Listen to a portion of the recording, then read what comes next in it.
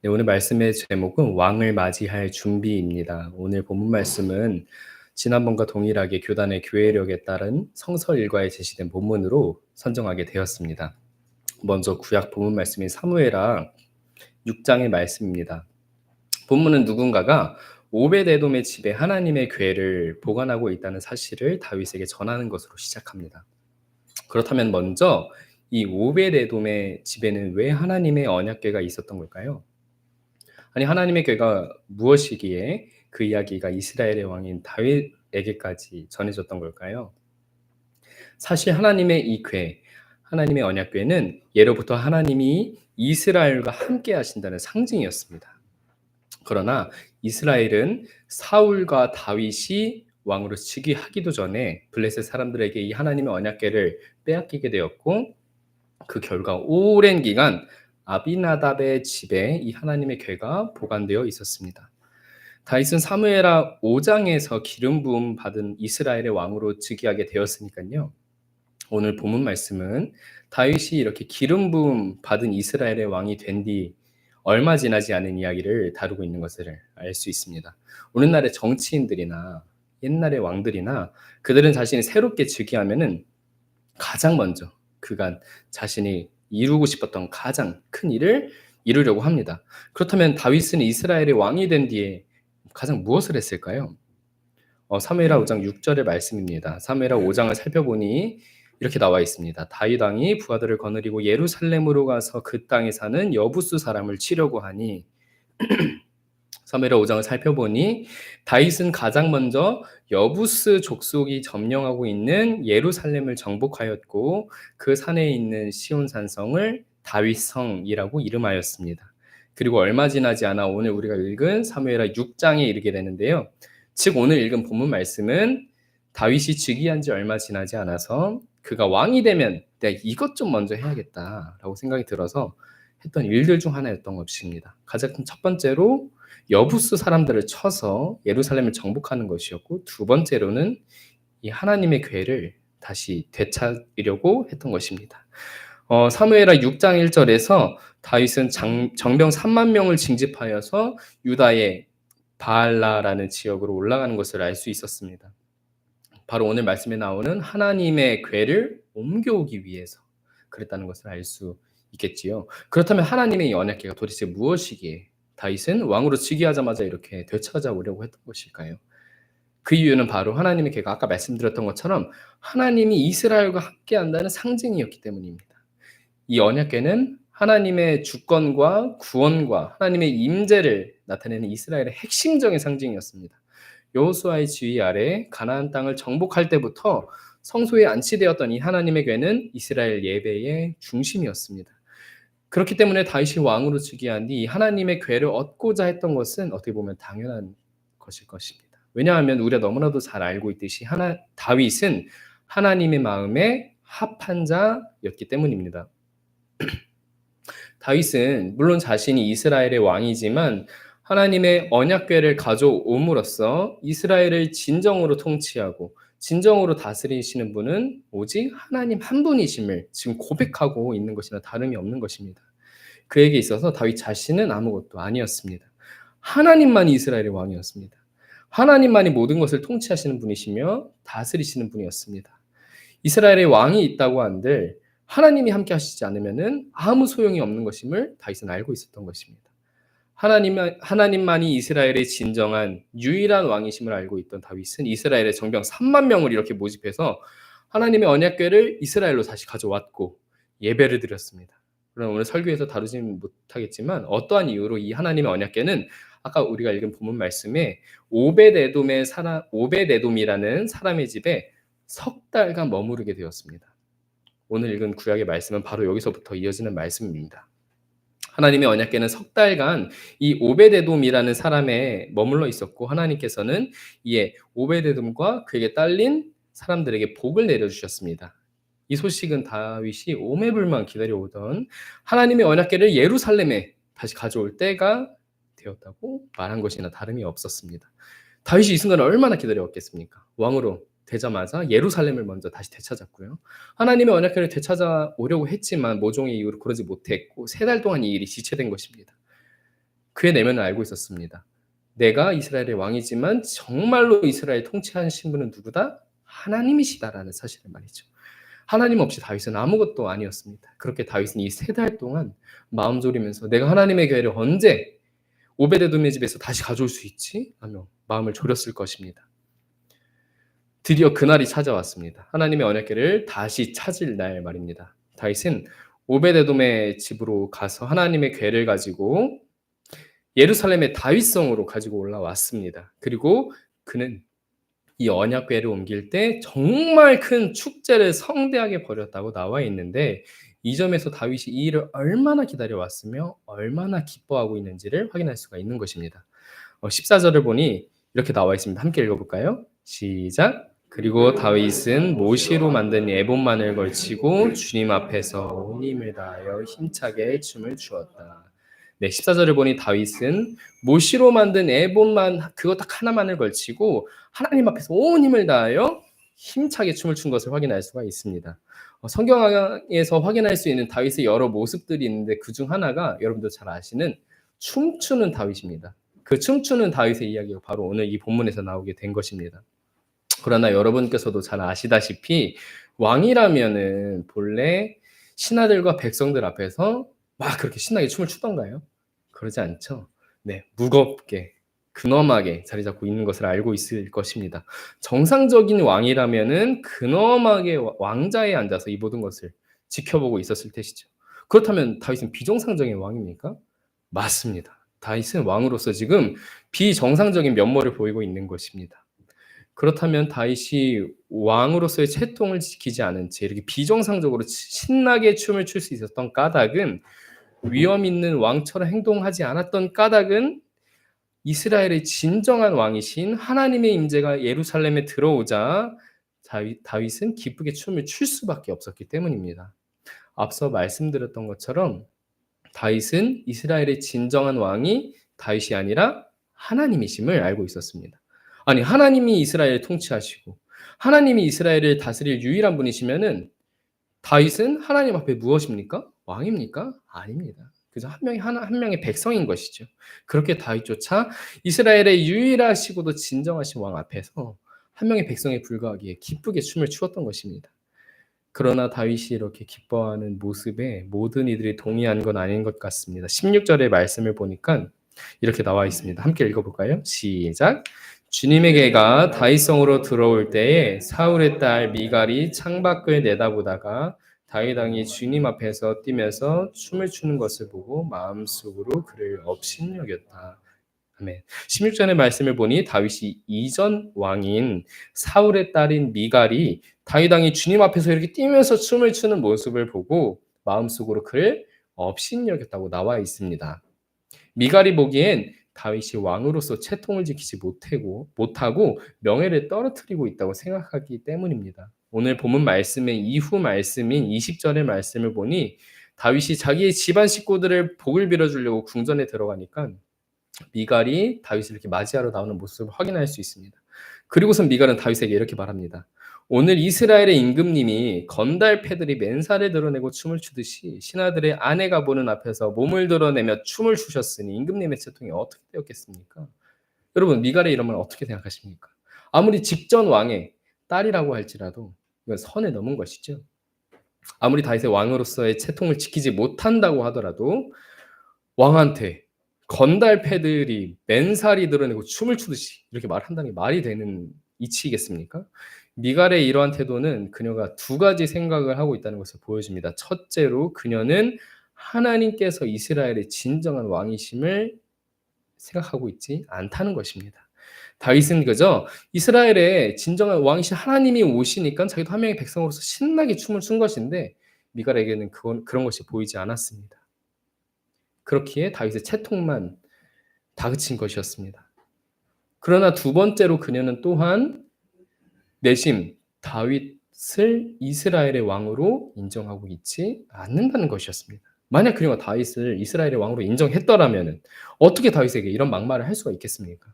그녀는 자신의 아버지 사울을 제치고 왕이 된 다윗이 못마땅했던 것입니다. 다윗은 미갈의 이러한 태도에 그의 마음을 파악했는지 다음과 같이 당당하게 대답합니다.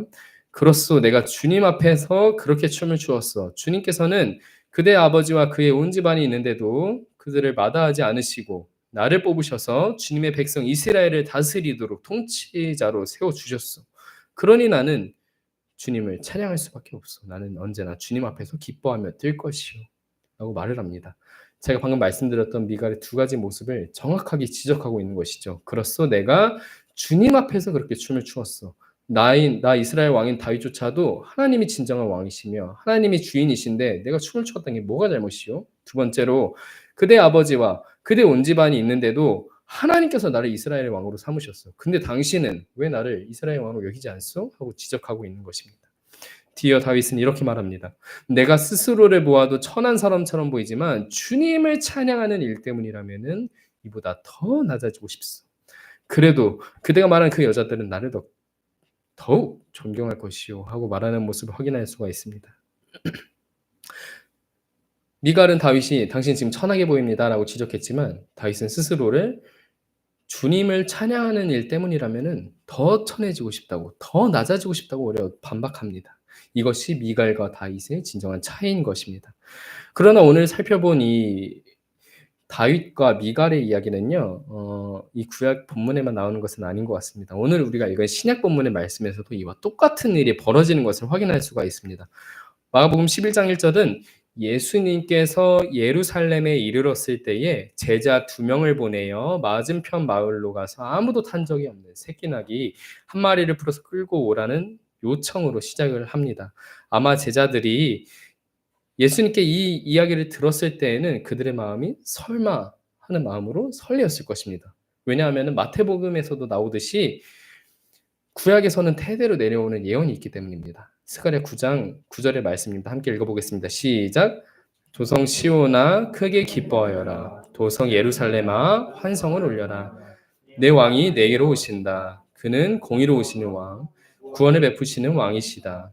그는 온순하셔서 나귀 곧 나귀 새끼인 나귀를 타고 오신다. 아멘. 스가랴 9장 말씀을 보면은 이후 이스라엘의 왕이 어린 나귀를 타고 예루살렘에 나타난다는 언급을 나와 있습니다.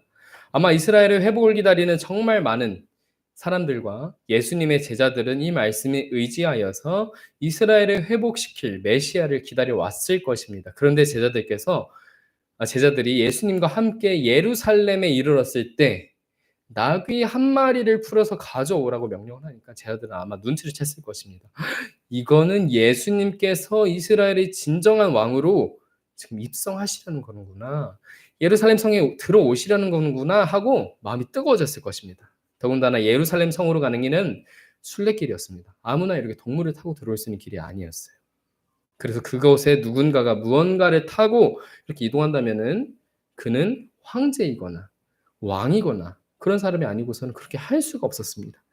예수님께서는 제자들이 끌고 온 나귀에 올라타셨고 많은 이들은 자기의 겉옷을 길에다가 피면서 나뭇가지를 흔들면서 예수님을 맞이했습니다. 그리고서는 이스라엘의 진정한 왕이신 예수님을 이렇게 맞이했습니다. 호산나 다윗의 자손이여 복되다 다가오는 우리 조상 다윗의 나라여. 사람들이 이렇게 외치는 것은 다른 것 때문이 아니었습니다. 말씀드렸다시피 많은 군중도 예수님께서 이스라엘의 왕으로 즉위하는 것을 알고 있었기에 이렇게나 기뻐했던 것입니다. 여기 나오는 것처럼 호산나 다윗의 자손이요. 그리고 복되도다 다가오는 우리 조상 다윗의 나라요 라고 말하는 것은 예수님께서 왕으로 이스라엘 예루살렘 성에 입성하고 있다는 것을 많은 사람들도 알고 있다는 것을 성서 본문이 말하고 있는 것입니다. 그렇다면 예수님께서는 이렇게 왕으로 입성을 하신 뒤 어디로 가셨을까요? 아까 제가 말씀을 드렸다시피 다윗도 왕으로 등극하고 나서 가장 먼저 예루살렘을 되찾았고 두 번째로 하나님의 언약궤를 되찾았습니다. 그렇다면 예수님께서는 사람들의 환호를 받으며 왕으로 예루살렘에 입성한 뒤 어디로 먼저 가셨을까요? 예수님께서도 아마 가장 이 일을 마음에 두고두고 하셨으리라 생각해 볼 수가 있습니다. 오늘 읽은 말씀에 뒤이어서 15절 말씀에 이렇게 나와 있습니다. 제가 읽어드리겠습니다. 그리고 그들은 예루살렘에 들어갔다. 예수께서 성전에 들어가셔서 성전 뜰에서 팔고 사고 하는 사람들을 내쫓으시면서 돈을 바꿔주는 사람들의 상과 비둘기를 파는 사람들의 의자를 둘러엎으시고 성전 뜰을 가로질러 물건을 나르는 것을 금하셨다. 예수께서는 가르치시면서 그들에게 말씀하셨다. 기록한 바 내 집은 만민의 기도하는 집이라고 불릴 것이다 하지 않았느냐? 그런데 너희는 그곳을 강도들의 소굴로 만들어 버렸다. 방금 읽었다시피 예수님께서는 예루살렘에 입성하시자마자 예루살렘 성전으로 행하시더니 장사하는 모든 것을 뒤엎으시고 분노를 하는 모습을 확인할 수가 있습니다. 예수님께서 가장 먼저 개혁이 필요하다고 생각하신 것이 어디입니까? 바로 예루살렘이 성전입니다. 그러나 예수님이 보시기에 그곳은 장사하는 곳이 아니었습니다. 진정 하나님께서 거하시는 장소였으며 만민이 기도하는 집이었습니다. 이 모습에 대제사장들과 율법학자들은 그럼 어떻게 예수님을 없애버릴까 하고 두려워하였다고 성서는 말하고 있습니다. 그리고 그들이 그렇게 두려워하는 이유는요, 무리가 다 예수님의 가르침에 놀라고 있었기 때문이라고 말합니다. 제가 앞서 다윗과 미갈의 이야기가 예수님께서 예루살렘에 입성하신 이야기와 별반 다르지 않다고 한 건요, 바로 이 지점이 있습니다. 오늘 읽은 이 두 본문은 왕이신 하나님과 왕이신 예수 그리스도께서 예루살렘에 입성하는 모습을 함께 보여주고 있습니다. 하지만 진정한 왕이 입성할 때에 보이던 태도가 달랐던 것입니다. 다윗은 예루살렘의 다윗성에 하나님의 언약궤가 들어올 때 기쁘게 뛰며 즐거워하며 자신조차도 한 명의 백성으로 하나님을 기쁘게 맞이했습니다. 미갈은 그러나 그런 다윗의 모습에 당신은 왕이 아니야 하면서 왕으로서의 채통을 지키지 못했다며 혀를 찼습니다. 대제사장들과 율법학자들은 어땠습니까? 그들은 이스라엘의 진정한 왕이신 예수님께서 나귀를 타고 예루살렘에 입성하는데도 전혀 기뻐하는 내색을 보이지 않았습니다. 예수님께서 예루살렘 성전에 모든 것을 뒤엎으시니까 되레 예수님을 없애버릴까 하고 방도를 찾았던 것입니다. 미갈과 이스라엘 종교 지도자들이 진정한 왕을 기쁘게 받아들이지 못했던 것은 무엇일까요? 그들이 몰라서 그랬던 걸까요? 그렇지 않습니다. 미갈의 아버지 사울 또한 하나님께서 그 사울을 왕으로 뽑으셨기 때문에 미갈은 이스라엘의 왕은 하나님이시구나라는 것을 마음에 알고 있었을 것입니다. 이스라엘의 종교 지도자들 또한 별반 다르지 않습니다. 마태복음에서는 예수님께서 이 성전 뒤엎으시는 이야기와 함께 한 가지 내용을 덧붙입니다. 그 내용은 성전 뜰에서 눈먼 사람들과 다리 저는 사람들이 예수님께로 나와서 예수님께서 그들을 고쳐주시는 내용이었습니다. 이스라엘의 종교 지도자들이 예수님이 자기 바로 눈앞에서 그렇게 아픈 사람들을 고쳐주시고 기적을 행하시는 모습을 보면은 이 사람 뭔가 다르다. 어떻게 보면 사람들이 그렇게 말하는 진짜 하나님의 아들일 수도 있다라고 생각할 수도 있는 것이죠. 그러니까 미갈과 이스라엘의 종교 지도자들 동안 몰라서 지금 예수님을 반기지 않다라는 것이 몰라서 예수님을 반기지 않는 게 아니라는 것입니다. 제가 군대에서 군종병으로 있으면서 제가 군종병으로 복무하니까 많은 선임 후임들이 저한테 종교적인 질문을 굉장히 많이 했어요. 아니 우리 이제 그럴 수 있죠. 아니 왜 대한민국에 있는 정말 많은 기독교인들은 우리가 전 세계의 어떤 신도 아니고 우리나라의 신도 아니고 왜 저 멀리 하는 이스라엘의 신을 믿는 거야? 하면서 물어보는 거예요. 진짜 그리스도인들은 예수님이 십자가에서 부활하셨다고 믿는 거야? 하고 물어봐요. 지적인 호기심이죠.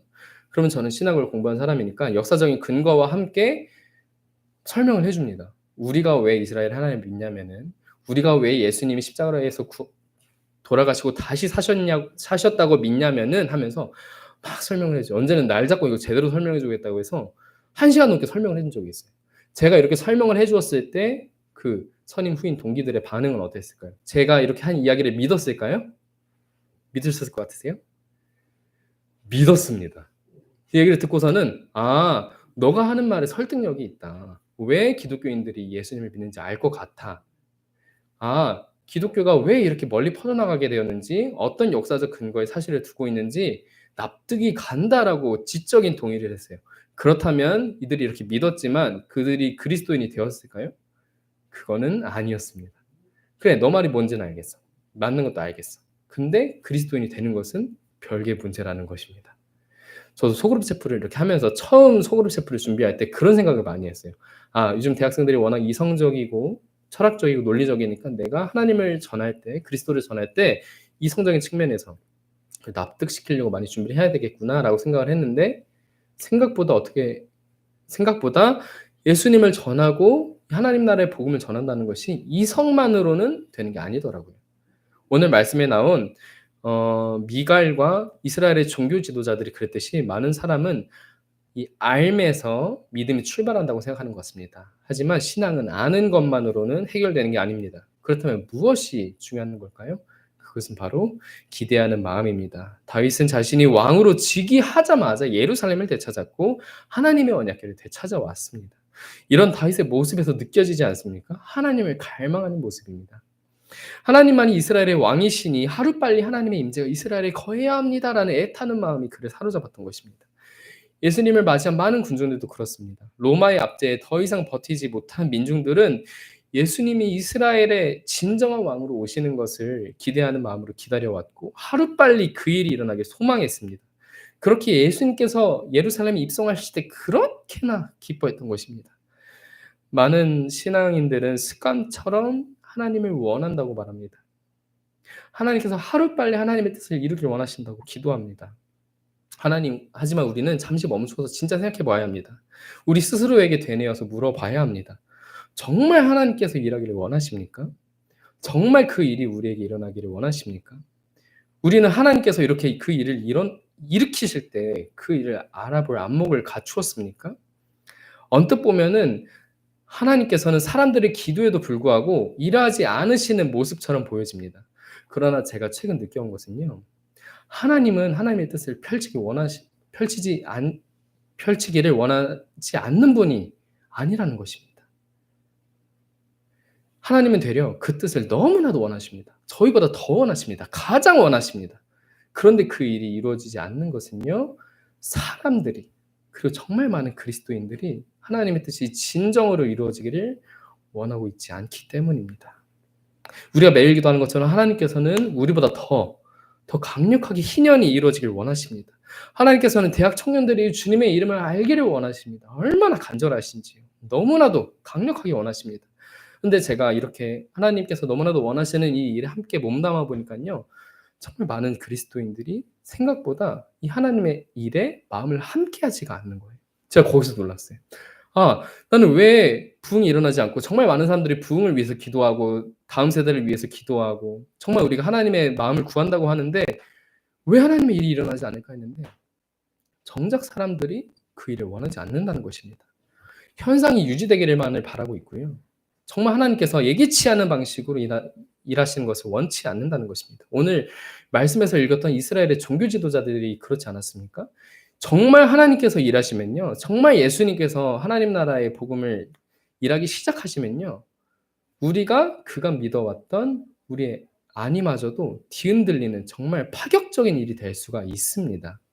종교 지도자들이 걱정하던 부분도 바로 그것이었습니다. 오늘 성경 말씀에 나와 있듯이 많은 이들이 예수님의 말씀으로 인해 요동하는 것을 두려워하였습니다. 왜 그렇습니까? 자신의 자리가 위험해질까 봐 두려워했던 것입니다. 하나님의 일은요, 거짓된 것을 드러내고 정말 참된 진리가 무엇인지를 드러나게 하는 일인 것입니다. 하나님께서는 거짓과 참을 구별하여서 진짜 참된 것이 무엇인지 보여주십니다. 그리고 거짓에 빌붙어서 그것이 종교이든 간에 선한 일이든 간에 그 일로 인하여서 자기의 안위를 생각하는 사람의 거짓을 고발하십니다. 그렇기 때문에 하나님 나라는 우리에게 아주 도발적인 것입니다. 사랑하는 우리 주빌리교회 성도 여러분, 우리는 입술로는 하나님을 믿는다고 시인하고 우리가 너무나도 하나님의 뜻을 원한다고 너무나도 쉽게 고백합니다. 정말 많은 그리스도인들이 그렇습니다. 그런데 우리는 자꾸 마음속에 되물어봐야 합니다. 우리가 정말 하나님의 일을 갈망하고 있습니까? 하나님 자신만을 원하고 있습니까? 하나님의 그 뜻이 우리의 인생을 정복시킬지라고 할지라도 정말 그 일을 원하고 있습니까? 라고 되물어야 합니다. 그래서 저도 요즘 이런 마음을 가지고 기도하는 내용이 좀 많이 바뀌었어요. 예전에는 우리 소그룹 채플 학생들을 위해서 항상 기도를 할 때 하나님 우리 누구를 축복합니다. 누구를 위해서 기도합니다. 하나님 우리 누구가 하나님을 만나게 하시고 그리스도의 정말 증인이 되게 하여 주소서. 약간 이렇게 기도를 했다면은 요즘 정말 담대하게 정말 갈망하면서 기도하고 있는 저를 발견하게 됩니다. 하나님 제가 이번 학기에 누구누구누구누구를 맡게 되었는데 하나님께서야말로 정말 이 영혼들 원하지 않으십니까? 저도 원합니다. 하나님 일하실 수 있잖아요. 하나님 보여주세요. 하나님 제가 주님의 나라를 정말 엿보길 원합니다. 하나님 정말 기적과도 같은 일이 일어나기를 보길 원합니다 하면서 한 명 한 명 두고 기도를 합니다. 그렇게 기도하는 것은 제가 그렇게 해야겠다고 알았기 때문이 아니라 하나님께서 자꾸 저에게 너가 그것을 갈망하라는 마음을 부어주셨기 때문입니다. 하나님께서는 이처럼 우리뿐만 아니라 정말 많은 사람들이 하나님의 그 마음을 갈망하기를 원하십니다. 그냥 단순히 우리가 누군가를 축복하고 원하고 이 수준에서 끝나는 것이 아니라 정말 우리의 마음이 하나님을 갈망하여서 그 우리의 마음이 너무나도 커서 하나님의 일을 앞당기기를 원하십니다. 그래서 우리 주빌리 교회가 하나님의 그 뜻을 앞당기는 하나님의 마음을 누구보다도 갈망하고 하나님의 그 사랑을 오늘 이 가운데 우리가 확인하는 시간이 되기를 간절히 소망합니다. 아멘. 우리 함께 기도하겠습니다.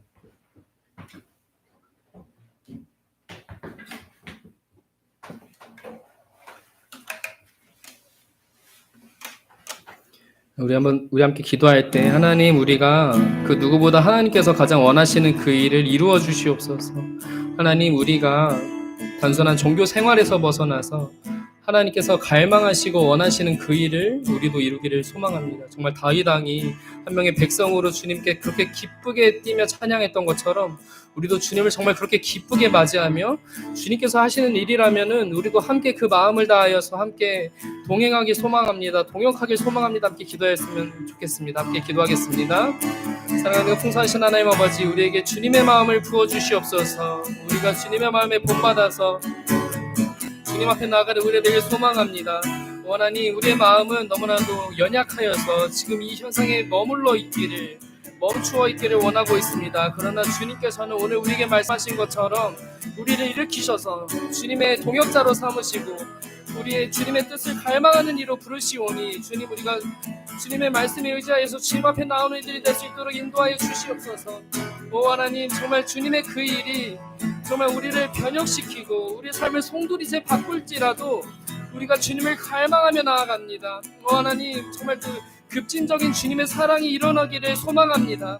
오 하나님, 주님께서는 예루살렘에 입성하시면서 가장 먼저 예루살렘 성전에 입성하셔서 그 모든 것을 뒤엎으시고 혁명을 일으키셨습니다. 오 하나님, 저 그 말씀처럼 그 무엇보다 가장 먼저 교회가 바꿔야 됨을 우리가 알고 있습니다. 오 하나님, 우리가 함께 기도하며 나아가오니 그 한국 교회가 바뀌게 하시고 우리 주빌리 교회가 바뀌게 하시고 주님의 합한 교회가 되게 하여 주시옵소서. 정말 입술로만 주님께 합한 교회가 아니라 정말 주님의 뜻을 분별하여서 주님의 말씀으로 살아가는 우리가 되길 소망합니다. 오 하나님, 우리가 주님의 기적을 두 눈으로 보길 소망합니다. 주님께서 일으키시는 그 일을 우리가 정말 동참하기를 소망합니다. 주님, 우리가 그저 어물쩡하게 주님의 일에 참여하고 싶지가 않습니다. 오 하나님, 우리를 부르시고 우리를 보내셔서 주님 가운데로 그 뜻을 이루어 주시옵소서. 오 하나님, 주님께서 너무나도 그 일을 원하시며 주님께서는 오늘날에도 주님의 일을 하시기를 원하십니다. 오 하나님, 우리가 주님의 말씀을 의지하며 나아가오니 하나님, 고난 중한 가운데 주님의 뜻을 다시 한번 확인하는 시간이 되게 하여 주시고 주님의 뜻을 갈망하는 시간이 되게 하여 주시옵소서. 오 하나님, 하나님 한 분만을 갈망하며 나아갑니다. 오 하나님, 우리 가운데 주님의 뜻을 보여주시고 우리 가운데 함께 하여 주시옵소서. 오 하나님, 우리와 함께 하시며 주님의 뜻을 보이시고 주님께서 보이시는 그 놀라운 일을 일으켜 주시옵소서.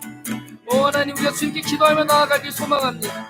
오 하나님, 우리의 심령이 정말 송두리째 변화되기를 소망합니다. 오 하나님, 주님의 말씀을 의지하여서 우리가 주님 앞에 나아가는 우리에게 소망하오니 주여 우리를 변화시켜 주시옵소서.